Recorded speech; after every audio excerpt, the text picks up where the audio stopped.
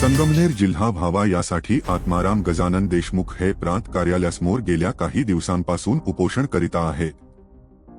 संगमनेर जिल्हा व्हावा व यामध्ये राहता कोपरगाव, अकोले, राजूर व संगमनेरचा ग्रामीण भाग मिळून संगमनेरला जिल्ह्याचा दर्जा मिळावा यासाठी काही दिवसांपासून हे उपोषण प्रांत कार्यालयासमोर चालू आहे।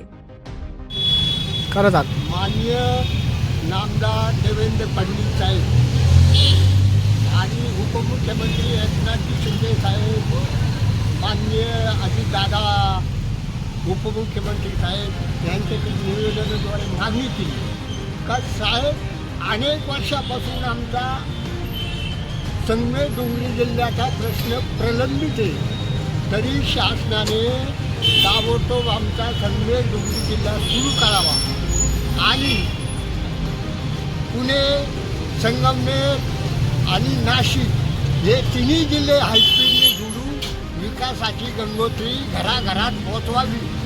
संगमेरच्या पठारावरला एक स्वतंत्र घाटगाव तालुका तयार करून त्याचे MIDC सुरू करावी। मुळा धरणावरती आमच्या पाण्याचा हक्क आहे। कळसूबाई, श्रीचंद्रगण तेथे धो पाऊस पडतो चेरापुंजीसारखा आणि त्या पाण्यावर आमचा हक्क आहे। त्या पाण्यावरची मोठी MIDC फुलवायची आहे आणि त्याच्यामुळं तुम्ही तातडीने आमचा संगमेर डोंगरी जिल्हा सुरू करावा।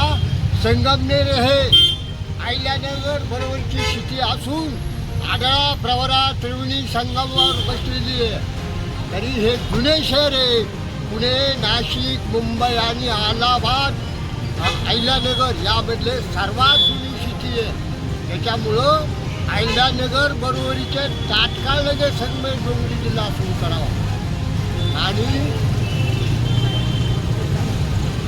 नाव सांगू का अहिल्यानगरमध्ये लगेच तातडीने राजूर तालुका, अकोले तालुका, घाटगाव तालुका, संगमनेर ग्रामीण तालुका आणि श्रीरामपूर तालुका, कोपरगाव तालुका, नंतर राहता तालुका असा 7 तालुक्यांचा मिळून संगमेर डोंगरी जिल्हा तात्काळ सुरू करावा।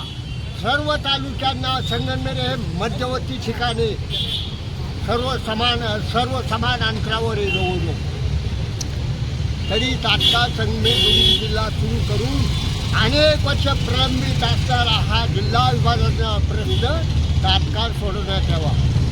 त्याशिवाय आम्ही संगमेर डोंगरी जिल्हा घेतल्याशिवाय आम्ही थांबणार नाही।